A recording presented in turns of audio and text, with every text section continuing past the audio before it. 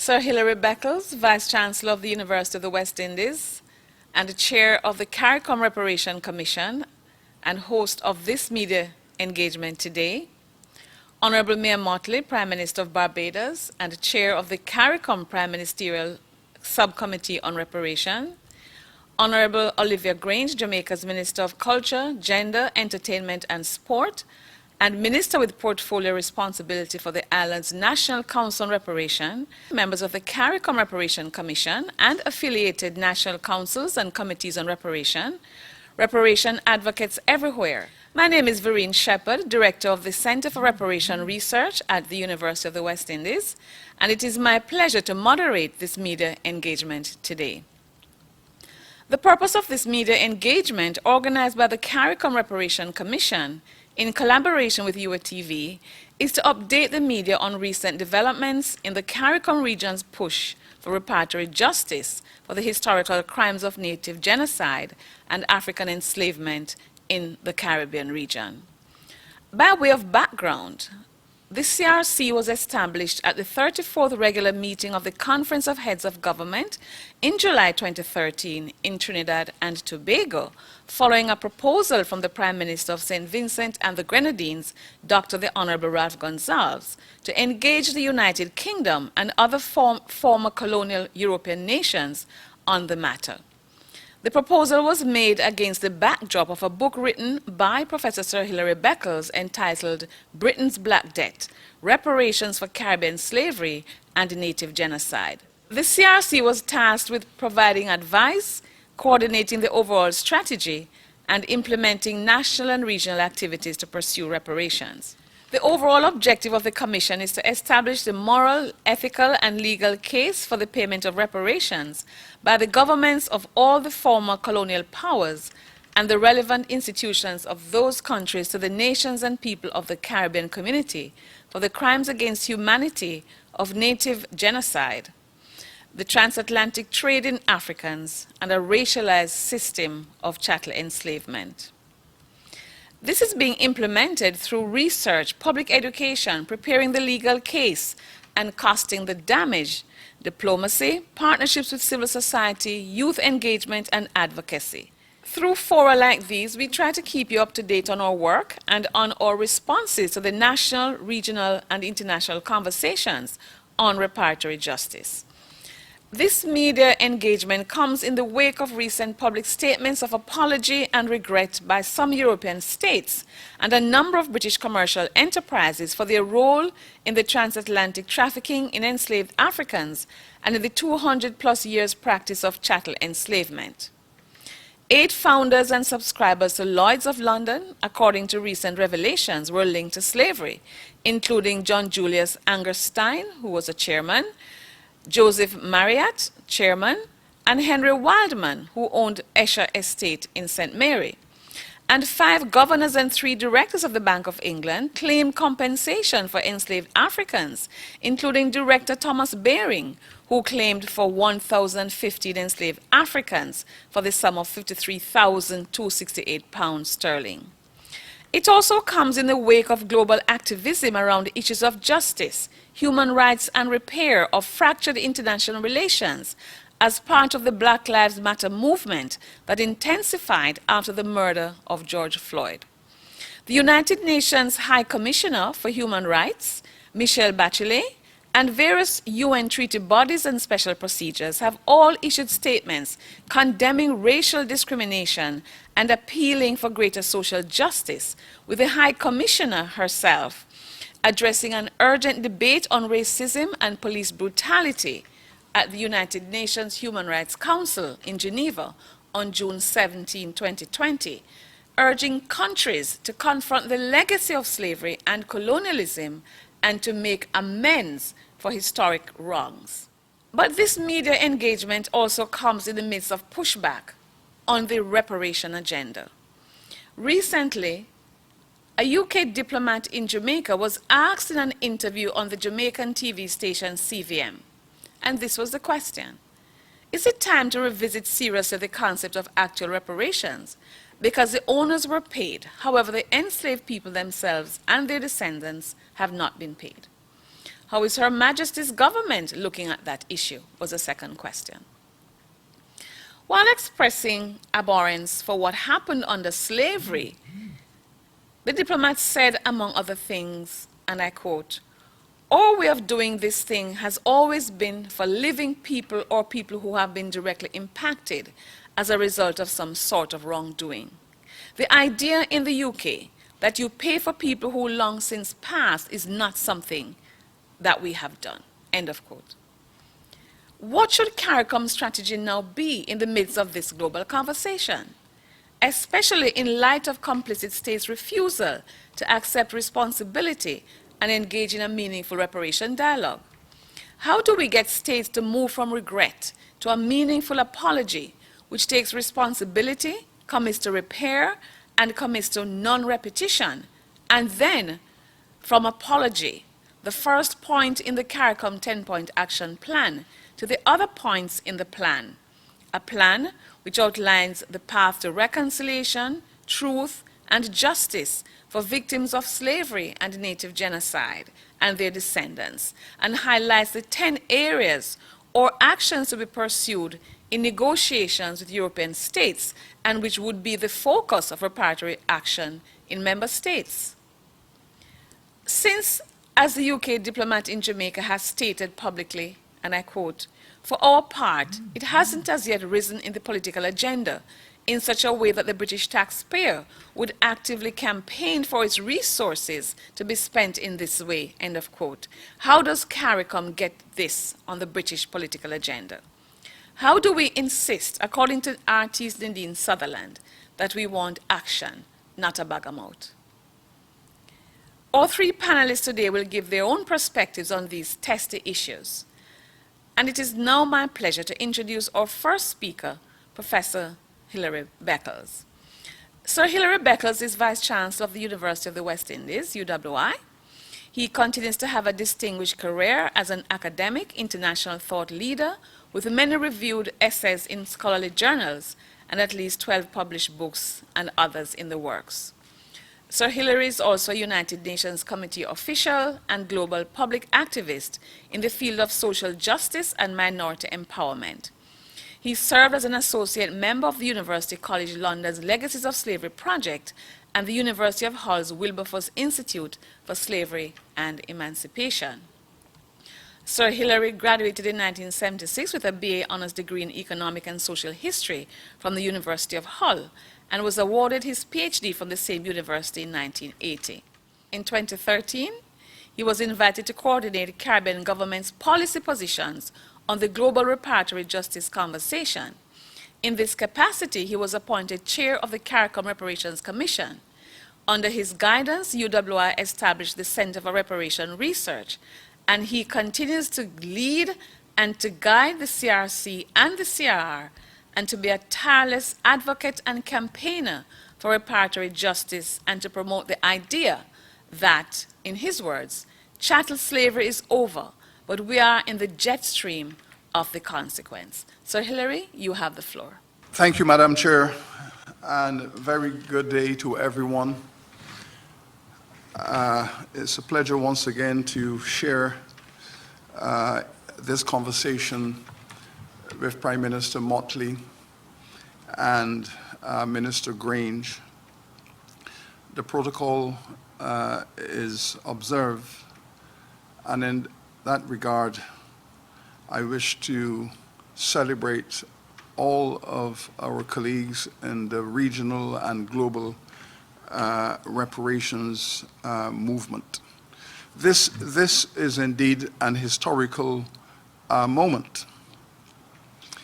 It's a juncture in the evolution of the search for justice and to put behind us the consequences of the crimes against humanity that were committed in the forms of the genocide of the native peoples, the chattel enslavement of enchained African peoples, and the deceptive indentureship that was imposed upon the people of India and Asia, who were brought in to the Caribbean to establish phase 2 of a slavery paradigm. It took us all of the 19th century, the full stretch of the 19th century, to uproot chattel slavery from the world. Beginning first with the people of Haiti in 1804, and ending with the people of Brazil in the middle of the 1880s. That's a solid 80 years of effort. It was a collective effort led by the enslaved people themselves who rose up against the barbarity of slavery. The abolitionists who used civil society, moral and political platforms to demand the legal abolition of the enslaved. It was a collective effort of several generations. Then it took us all of the 20th century, to confront the legacies of harm, persistent suffering of the descendants of the enslaved, to translate their enslavement into civil rights and human rights, and to create from the legacy of slavery and colonization societies dedicated to democracy. In the context of the Caribbean today, we are among the greatest advocates of the democratic culture.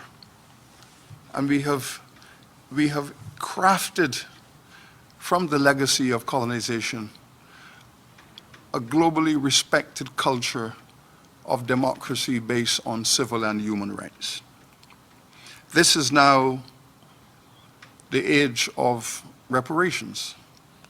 This is the age when the crimes and their legacies and their continuing harm are being recognized.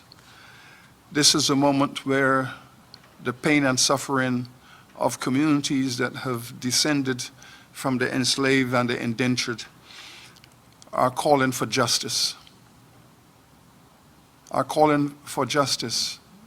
and fairness and dignity within the context of the continuing harm that is a part of our societies. The colonial mess that we have inherited from Britain and from Europe remains visible in every aspect of the Caribbean world. Britain and Europe chose to walk away from this mess that they have created and have left it entirely to the leadership, the democratic leadership of Caribbean governments and civil society. This was a deliberate strategic effort to walk away and refuse to take responsibility for the legacies of slavery and colonization. The model which was used by Britain at the moment of the ending of colonization was that Britain should exit colonization and its legacies on the cheap, that they should exit without responsibility, that they should walk away and not look back. The theory emerging from the British government and many other governments in Europe is that those who are continuing to suffer and experience the harm, the governments that are cleaning up the mess they've inherited from colonization and slavery, is that they should move on and that the citizens should get over it. The Caribbean governments have done well in confronting this legacy of harm, this legacy in which citizens continue to feel the damaging consequences of their very present experience. The governments have done well to confront and take responsibility for cleaning up this mess. But the fact of the matter is that the inherited legacy has overwhelmed the best and greatest intentions of our civil societies and our governments. The systemic poverty that has been inherited from colonization and slavery. And we must remember that when Britain departed the Caribbean in most of the countries where they had colonized, they left behind 60%. 60% of all the black people in the Caribbean were functionally illiterate. And this is after 300 years of extracting wealth from the Caribbean to build British industrial development, the extraction of wealth from slavery and colonization to promote British transformation from an agricultural into an industrial nation and to sustain that culture.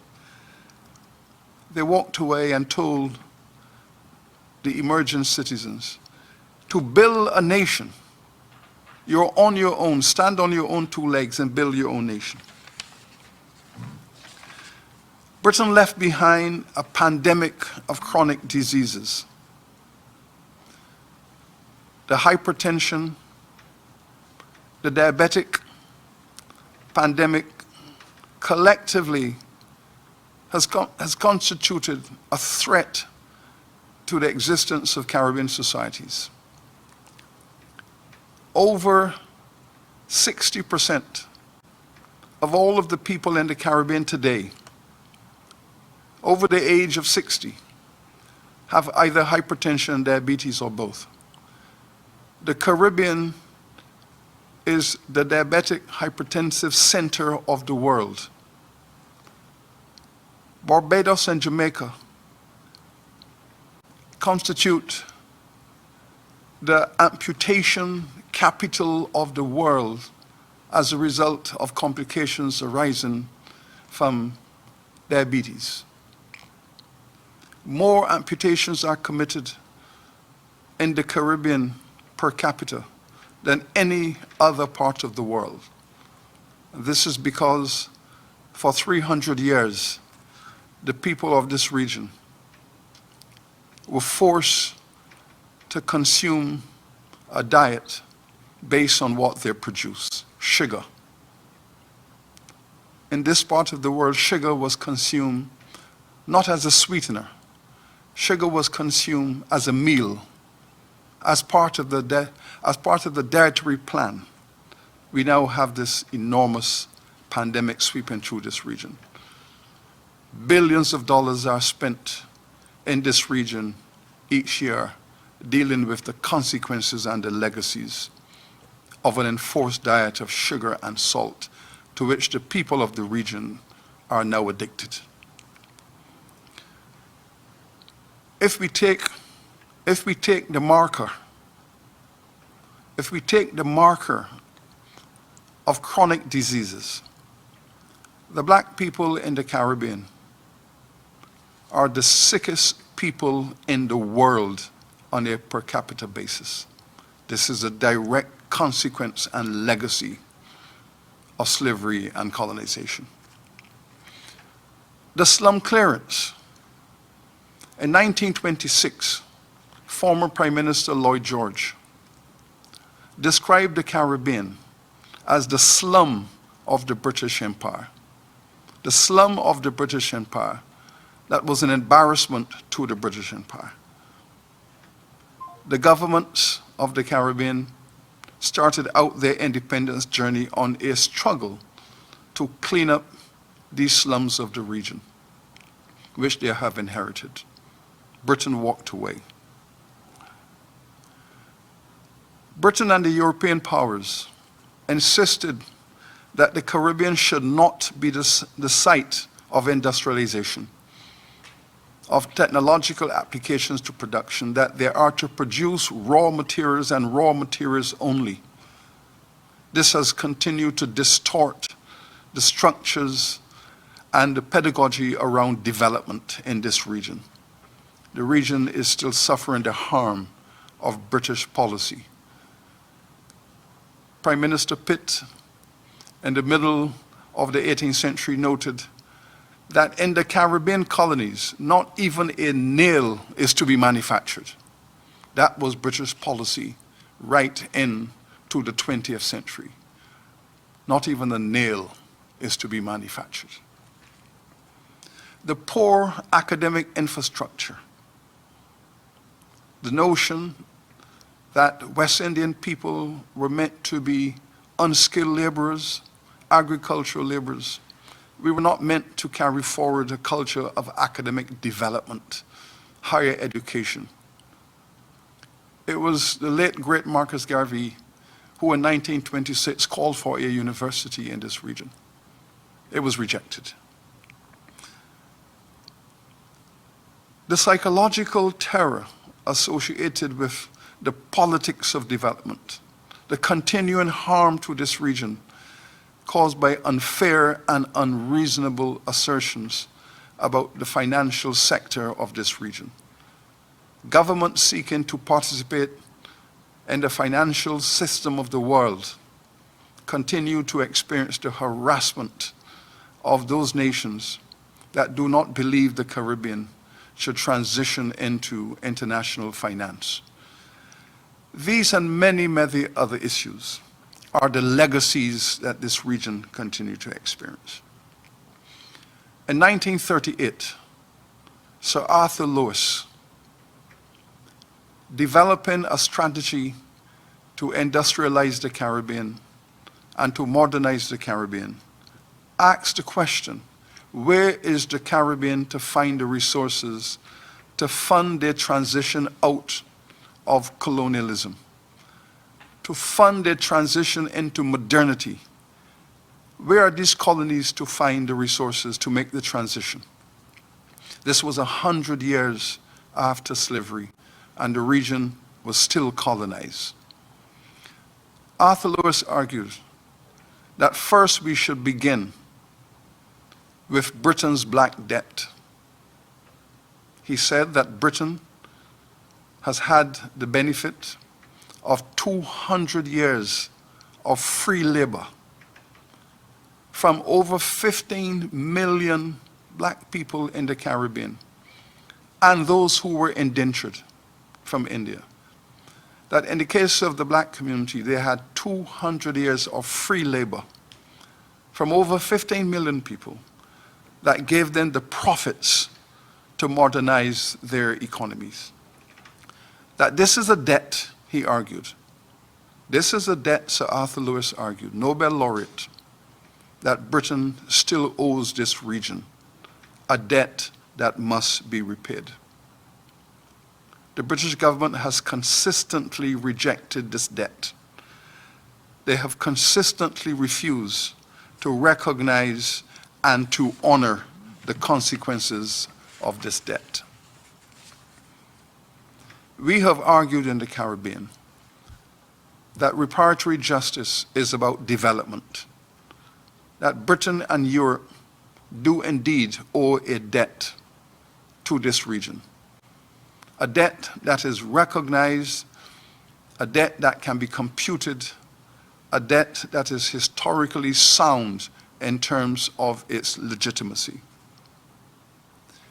Because the region was still within the colonial stage of its history, it was not in a position to reject what Britain and Europe had said, that there is no debt, that there is no responsibility, that we will not accept responsibility for the impoverishment of the Caribbean.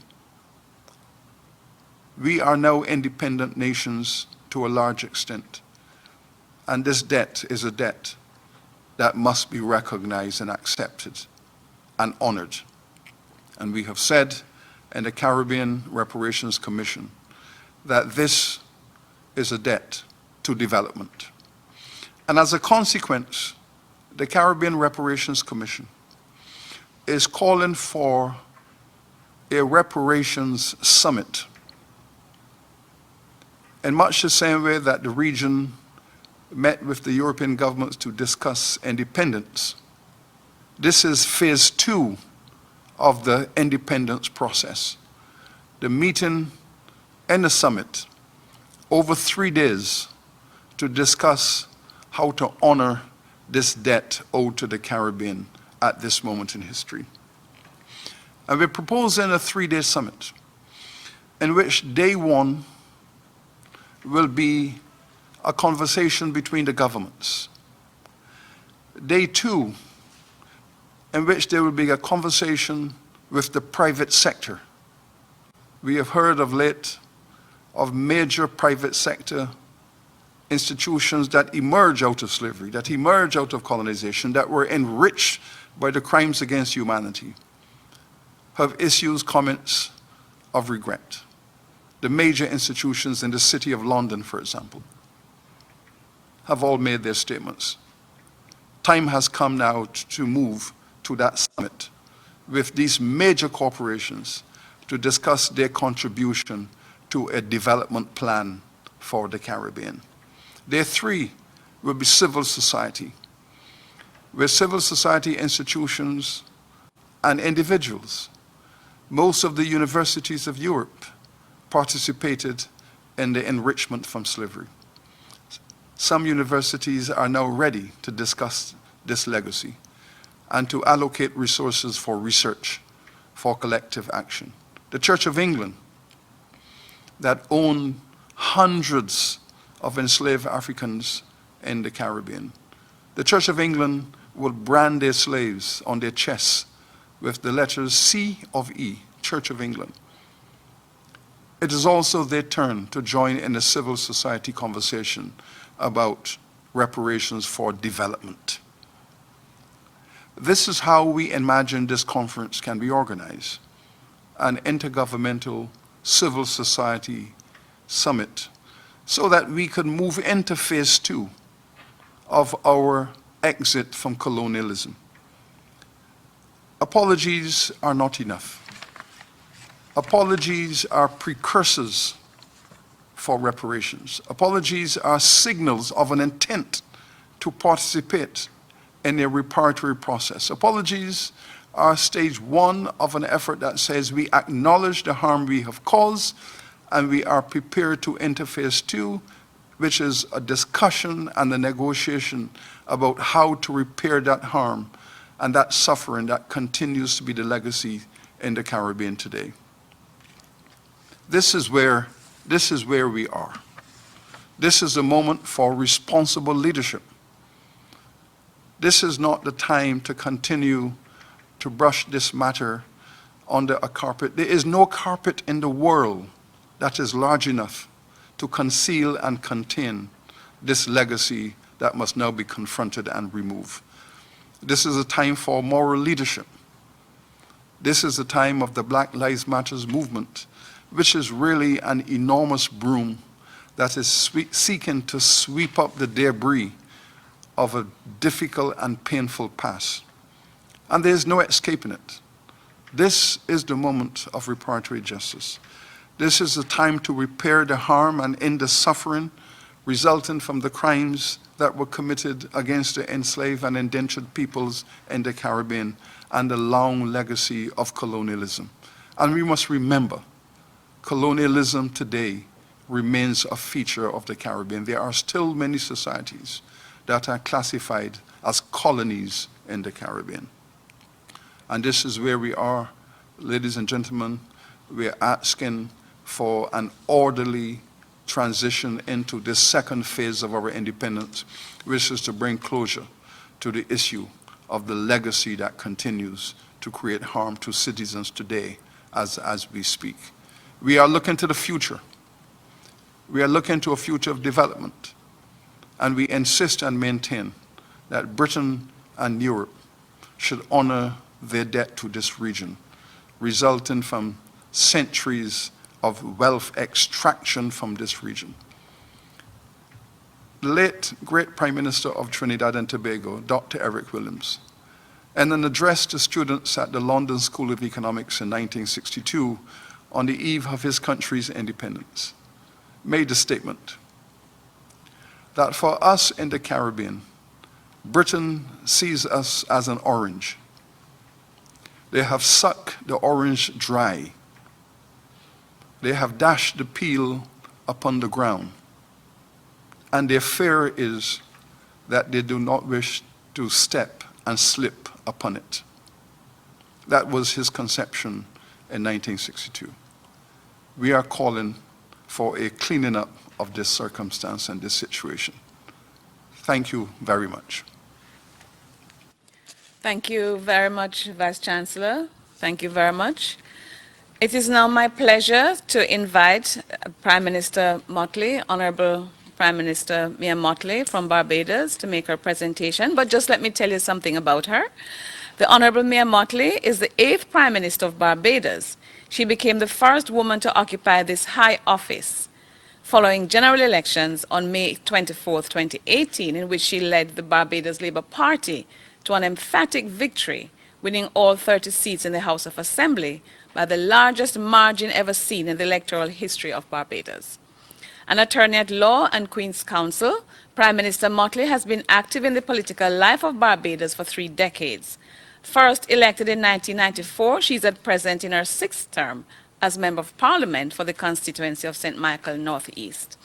From 1994 to 2008, Ms. Motley served in the cabinet of 3 successive administrations, first as Minister of Education and Culture, then Attorney General and Minister of Home Affairs, and then Minister of Economic Affairs.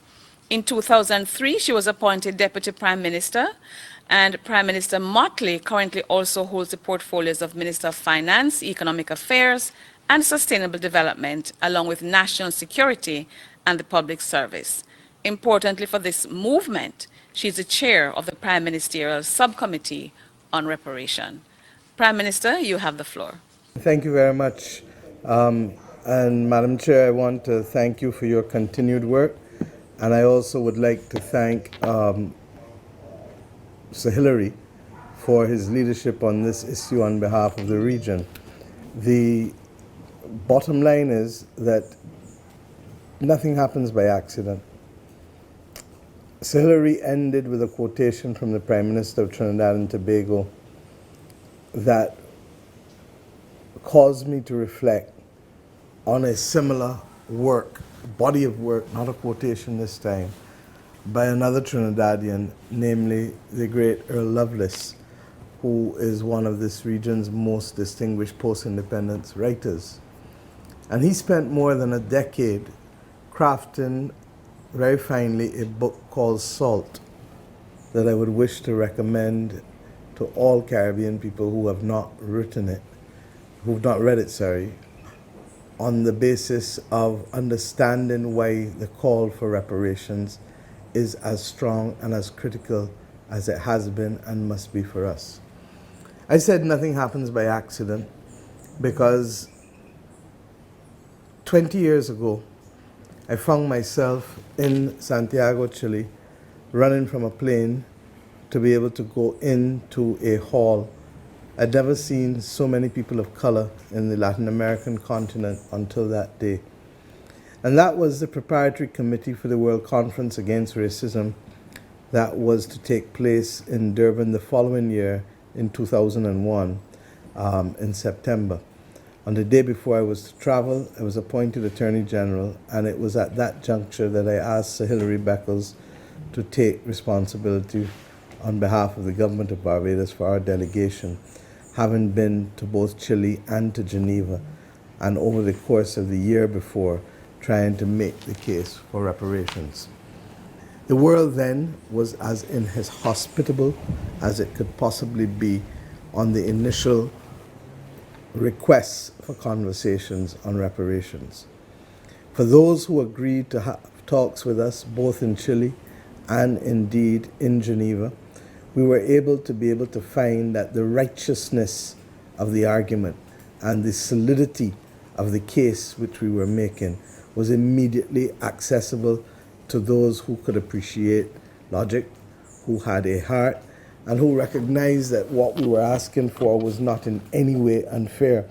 And that even at that point, with the limited evidence that was then available to the region, that there was a clear case. Indeed, by the end of those sessions in the preparatory work, it was clear to us that the only people across the global community who were standing in the way of apologies and reparations were in fact the Western European and American democracies, who were frightened in many instances of acknowledging and in some instances of the legal liability that they had towards indigenous people. I start from this point because for us in this region, the notion of the rightness of the reparations argument has been with us for a very, very long time. We are happy that the rest of the world is beginning to understand now that reparations is an idea whose time has come. And the truth is, we are happy that the sensitivity to this issue is being appreciated in particular by the younger generation who have, over the course of the last few months, seen it come together with the public lynching of George Floyd, but recognizing that George Floyd was only but one of the last victims of what really has been horrific crimes against people of color, black people in particular, but also before black people, as Sir Hilary pointed out, there was the genocide against the native peoples. And there has been indentureship against white, Chinese, and Indian persons within this region and across the global community, such that the expression of power that can so nakedly deprive the humanity of another person is now finally accepted as a wrong thing and a thing to be condemned and actually to be determined fully, not just by the United Nations, but by all persons as a crime against humanity. I say this because as far back as the 16th century in Jamaica, Maroons were making the point. And the Maroon leaders demanded compensation from white enslavers. I say so because in our own case, non-governmental people and distinguished sons and daughters of the Caribbean have made the point. In the latter half of the 20th century, persons like Richard B. Moore continued to make the plan by crying out for a plan of economic rehabilitation with funds to it contributed to it by Britain, by France, by the Netherlands, and by the United States of America on the basis that significant sums of wealth had gone to people in those countries, families in those countries, and governments to be able to build out their countries.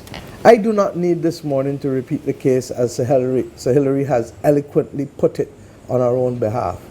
But I have to ask the question now, how shall we walk the walk and not just talk the talk?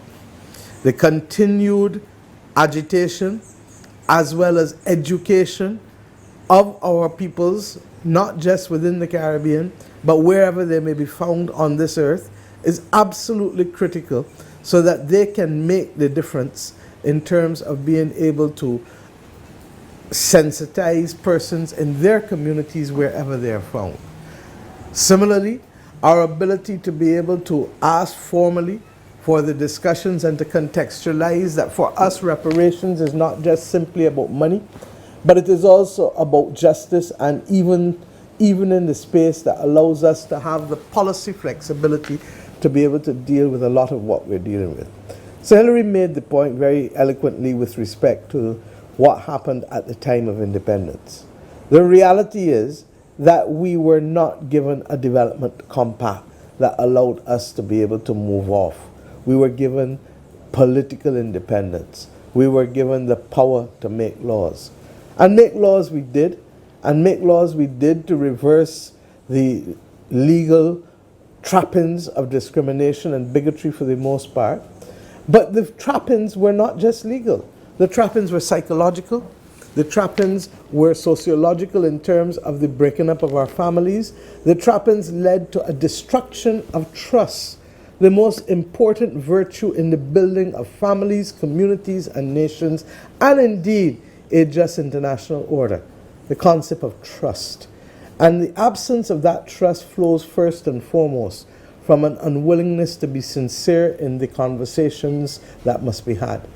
I do not know how we can go further unless there is a reckoning first and foremost that places an apology and an acknowledgement that wrong was done and that successive centuries saw the extraction of wealth and the destruction of people in a way that must never happen to any society, to any race, in any part of this world again.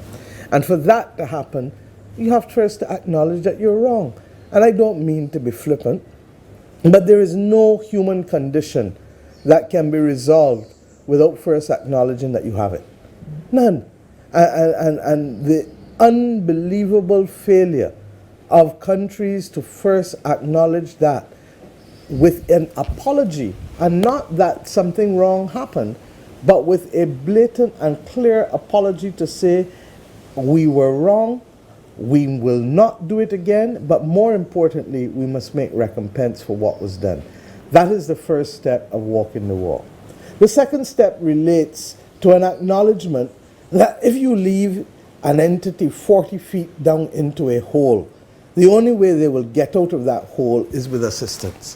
And the extraction of centuries of wealth from our region, leaving the Caribbean with the very, very dire social and economic circumstances as was expressed in the English-speaking Caribbean through the Moyne Commission, only within a generation to be propelled into independence without any form of development compact, is wrong. And the irony is that we were told at the time to diversify into tourism and diversify into financial services. Well, financial services we did, except that that has now become, within the last 20 years, one of the most clear platforms of attack which we have received from the developed world has been in the area of financial services, largely because the competitiveness of the region has caused it to be a major player globally, and to that extent we are now being told that this is an area that we should not participate in, and to the extent that is remaining, that we should also have new forms of laws and regulations that are not necessarily reflective of the risk that we pose, but reflective of the competition that we pose to others globally. These things are wrong.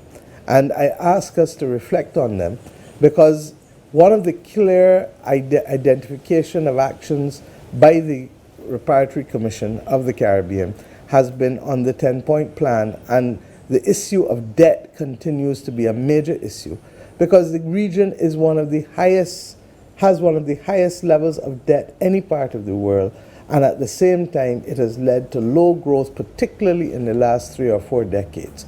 We are not going to get out of this by simply wishing it away, and without a clear understanding and an appreciation of the structural imbalances that come from the lack of size and of the need for policy space, and particularly at the regional, hemispheric and international level. Unless we have access to that, we are not going to be able to easily turn around the fate of our people.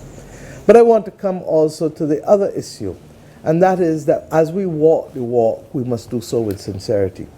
Our region, since the journey of independence has started, has tried to be able to bring more and more people on the train.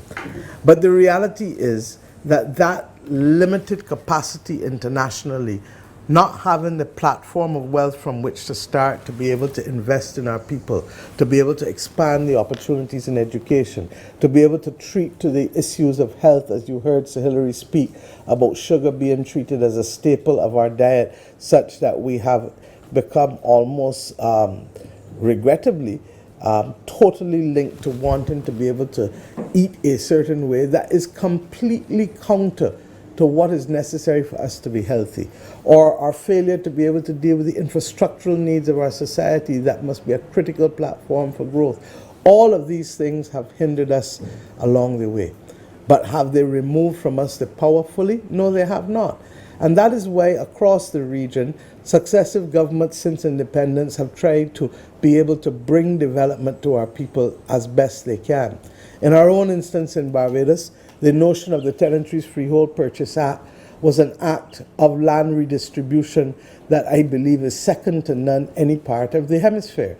And to that extent, we agreed that those persons who have access to land through large plantations ought to be able to subsidize the access to the ownership of the land by the descendants of former slaves who lived on those properties without proper compensation for centuries in many instances and decades in others. Our ability to make sure that they can have access to that land at the equivalent of 5 US cents per square foot for every year over the last almost 4 decades has been a major step in shifting the condition of our people in the absence of the help that was to have come from those who should have done it at the point of independence rather than leaving it to a post-independence government with limited resources to be able to do so. But we didn't stop there. We recognized that not everybody remained on the plantation. And at the turn of the 20th century, we had a lot of people come to town, and therefore the concept of urban tenantries became real. And we have had, over the course of our time in independence, to be able to start to transition the quality of housing in these areas. But this is best done if people have land upon which to anchor any borrowing that they have to do at an individual level.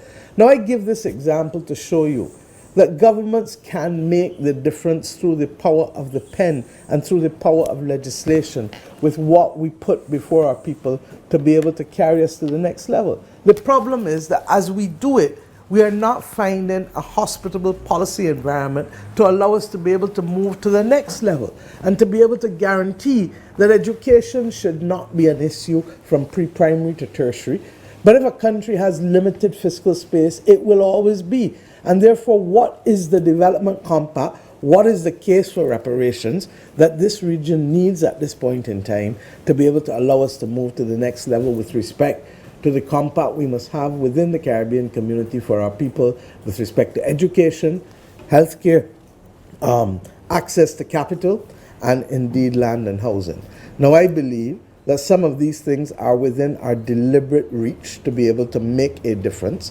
But ultimately, the scale that will lead to transformation depends on an international compact for the Caribbean. COVID-19 has come, and COVID-19 has already led, in many instances, to doubling of expenditure, in some instances in health and for social care support, a quadrupling, because all of a sudden you go from tourism sectors that are earning to tourism sectors with zero revenue and with therefore the lack of capacity to employ anyone.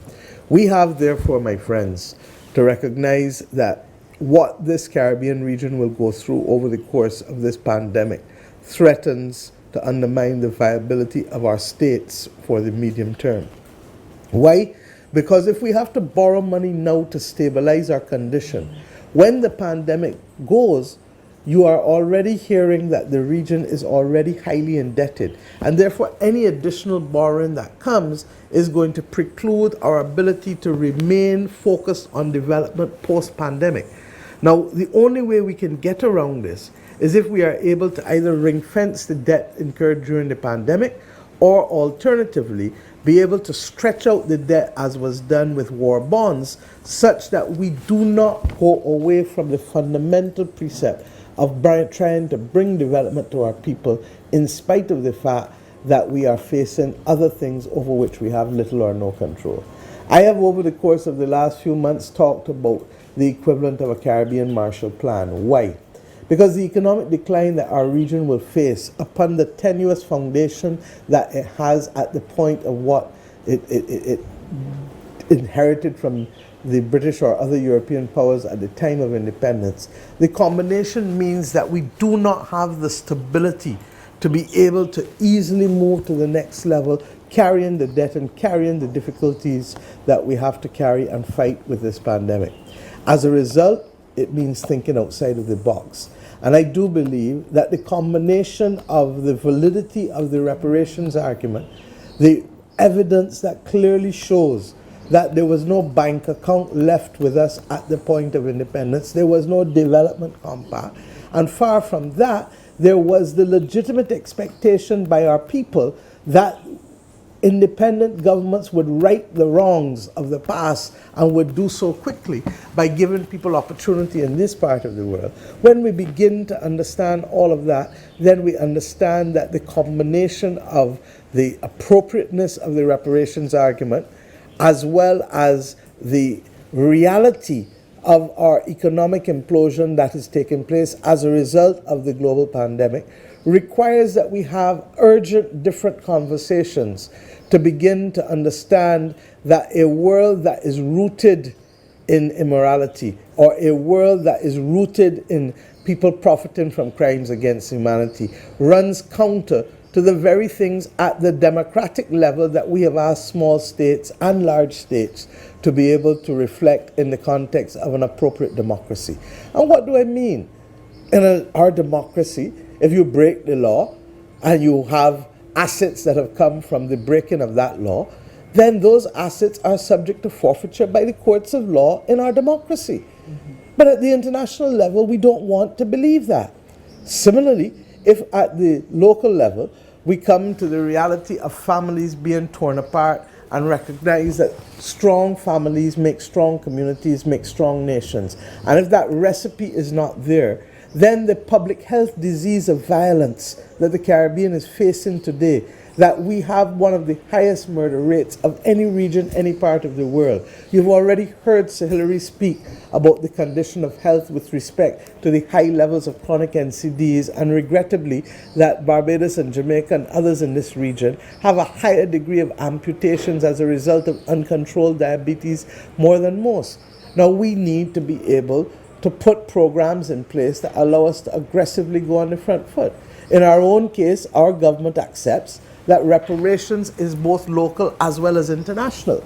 And until the others internationally join us, regrettably, those of us who have the responsibility of leading Caribbean countries have to play that role in loco parentis, because we are in charge and we can blame no one else. But at the same time, be exceedingly aggressive in seeking to be able to have that level playing field with respect to policy, such that Caribbean countries are not left on the wayside of development, and also that Caribbean countries can be seen and can be heard.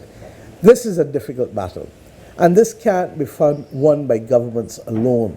It requires our citizenry using the social media platforms, writing the academic articles, sharing the evidence that exists, making the movies that will shift the needle for most people, because many of our people don't read, regrettably, globally, and I don't mean about the Caribbean now, I mean across the world. And to that extent, the making of movies, the making of music, all of these things will go towards shifting how people perceive what must be done, and to remove the vestiges of discrimination.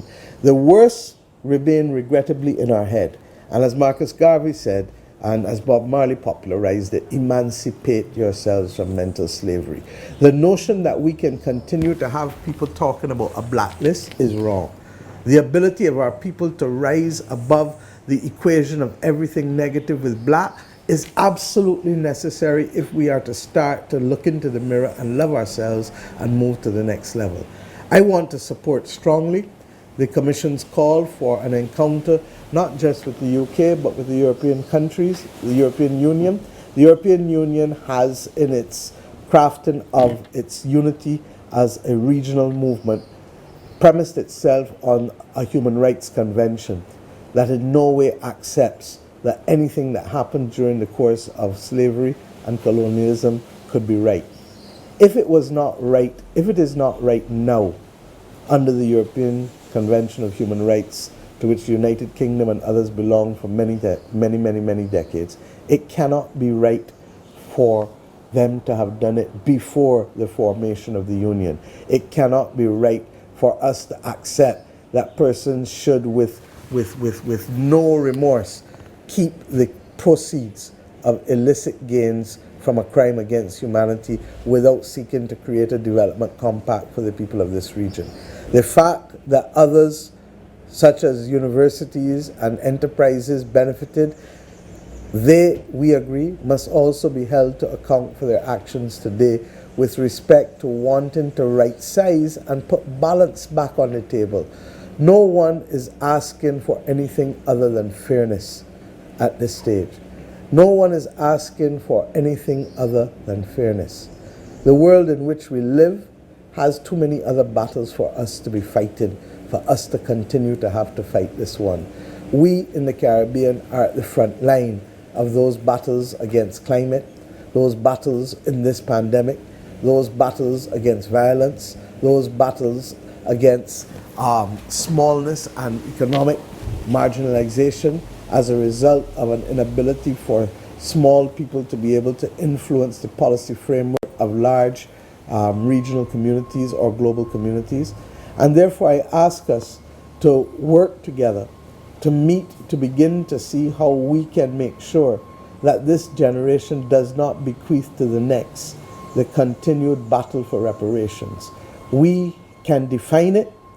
We can ensure that there is a framework of fairness for all, but above all else, we must remove the obstacle that has continued to confront too many of our people upon birth, that they are being born into countries that have been continuously marginalized, regrettably, by the larger powers of the world who ought to know better, because they were the ones who 75 years ago agreed that we should have a charter for a better global community.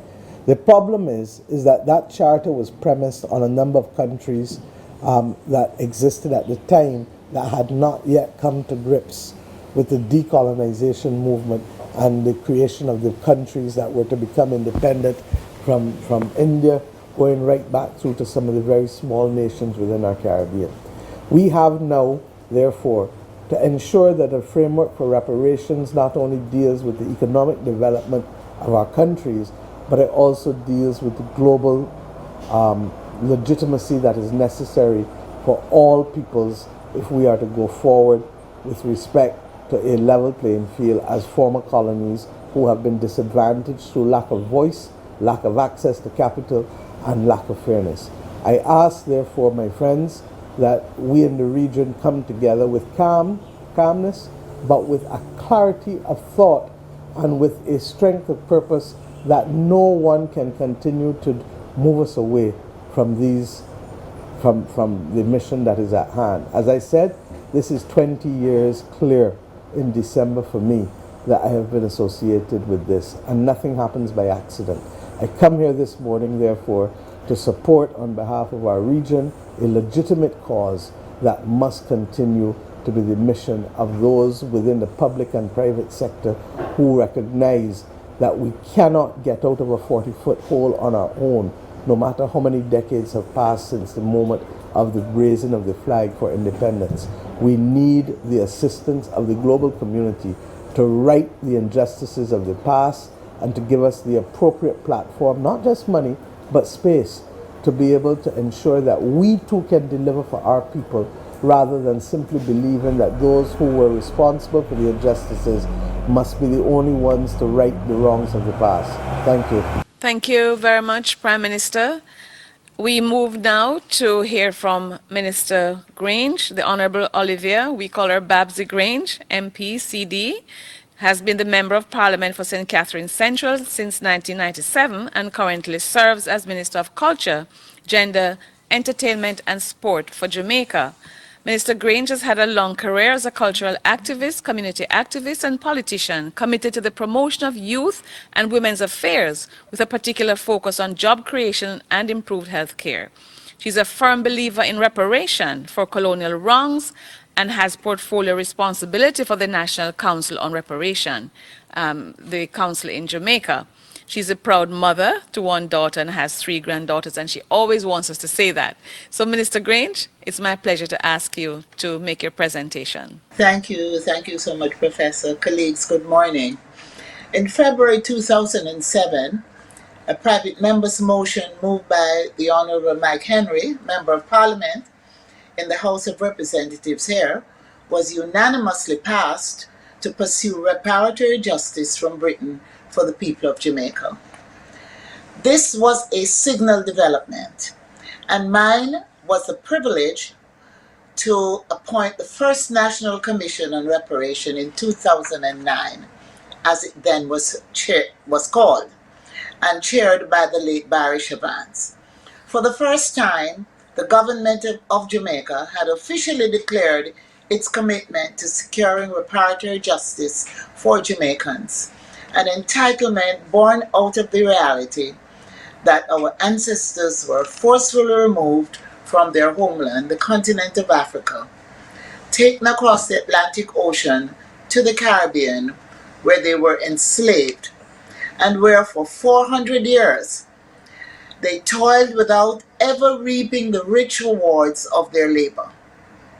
Instead, it was the enslavers and colonizers and their successors up till today who have enjoyed the fruit of their labor. Our ancestors suffered the most degrading and inhumane treatment recorded in world history. The foundations upon which a global economic and socio-political system evolved, one that perpetually defames and disenfranchises people of African descent. We will relentlessly pursue justice and reparations in its varied forms. The issue of reparatory justice is not new to us as people of African descent. Our history records many so-called revolts, which we have renamed wars, because of the strategic and tactical elements involved in these events. Our ancestors and leaders over the past many decades have never relented in this call. From as early as 1865, there was a petition from working people in St. Anne, parish of St. Anne, to Queen Victoria, requesting assistance so that they could develop their ways of livelihood.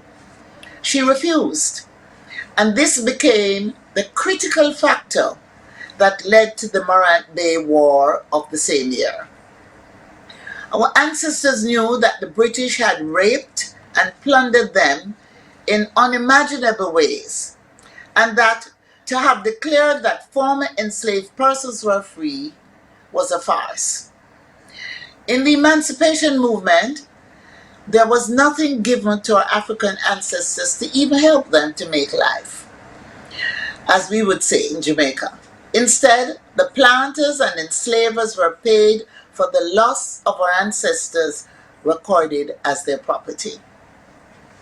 The youngest leader of the Paul Bogle movement, James Mclaren, argued that land should be given to black people for free because they earned it. He also argued that although he was born after slavery was abolished, he could not take care of his family, and therefore he was still in slavery. This is the essence of reparatory justice. It calls for a recognition that Britain actively participated in crimes against humanity through its systemized enslavement of Africans and concomitant depletion of the African continent of leaders, skilled persons, and children. The government of Jamaica, as part of the CARICOM Reparations Commission, continues to lobby for reparatory justice and will strengthen our collaboration with our Caribbean neighbors who have now also established in their respective countries a National Council on Reparations. Jamaica's National Council on Reparation has the primary role of advising the government of Jamaica on the legal and political route to reparatory justice, consistent with the role of the CARICOM Reparations Commission, which has as its primary mandate to establish the moral, ethical, and legal case for the payment of reparations by the governments of all the former colonial powers and the relevant institutions of those countries, to the nations of people of the Caribbean community for the crimes against humanity of native genocide, the transatlantic slave trade, and a racialized system of chattel slavery.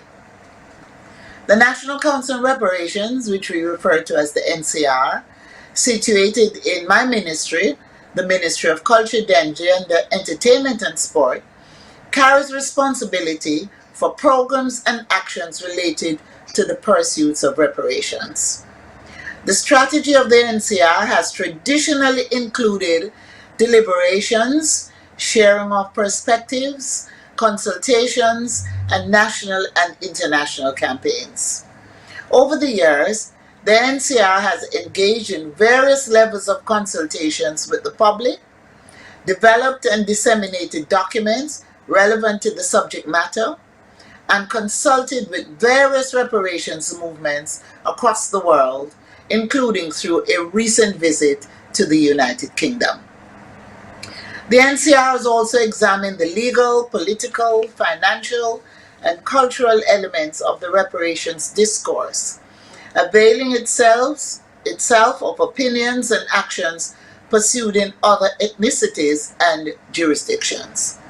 In spite of all of this, however, there is a sense of inertia and indifference within the wider population regarding the reparations movement in Jamaica and the wider CARICOM. As such, there is perceived need for a jolt to action in an effort to mobilize public support and cause the assumption of greater postures of assertiveness which the movement requires for both success and greater public buy-in. Jamaica recognizes the strength of its people and Caribbean peoples in their own quest for self-definition and their indomitable spirit in rising to the state we are in today, despite persistent poverty. Caribbean governments have recognized their own responsibility towards their own peoples to render to them their just compensation for internal injustices meted out to them by the state and state agents. As such, the government of Jamaica has been keen to deal with injustices here in Jamaica. The Prime Minister of Jamaica, the Most Honorable Andrew Holness, recently expressed sensitivity to and concern for prevailing incidents of injustice locally. In this regard, in 2017, the government of Jamaica, by way of an apology by the Prime Minister, initiated the process of granting reparations to the Rastafari community for acts of aggression meted out against them on Good Friday, 1963, in the community of Coral Gardens, St. James. Through this agreement, the Rastafari community has received relief grants for those elders who survived Coral Gardens and are still alive today. The government has also established the Coral Gardens Trust Fund to support Rastafari development. Additionally, in response to the protests in America and around the world recently, Prime Minister Andrew Holness issued a statement in which he said that this has, and I quote, brought to the forefront the issue of racism and discrimination, which is very troubling to him as a black person, and to all when-thinking individuals and institutions that subscribe to the view that all human beings are born free and equal in dignity and rights. He also posited the need for us to look internally at our own systems to ensure that our people were not being similarly affected, citing the case of a man lost in the prison system for 50 years. The National Council on Reparations is about to continue its island-wide consultations towards the framing of a national policy on reparatory justice for Jamaicans. The result will be a robust policy of intergenerational scope to guide this and successive governments on the path to reparatory justice. This media engagement is not just timely, but necessary. And so we will continue to say, reparations now. My colleagues, one love, one heart, one destiny. I thank you.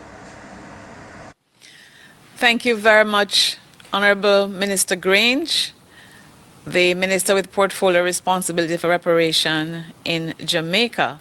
All that is left for me to do is to thank the presenters, Sir Hilary Beckles, Chair of the CARICOM Reparation Commission and host of this media engagement, Honorable Mayor Motley, and Honorable Minister Olivia Grange. The creation of the CARICOM Reparations Commission by CARICOM heads of government, has spawned a global movement for human rights and social justice spanning 5 continents: the Americas, Europe, Africa, Asia, and Australasia, with the CRC playing a pioneering and leadership role. The global reckoning on reparations must happen, and the CRC, the Center for Reparation Research, and the national committees where they exist must continue to work with Rastafari and others who were before us in the movement to ensure justice for our ancestors and their descendants who are living with the legacies of colonialism. All I have to say to everyone who is not in the movement yet is join the movement. Thank you so much.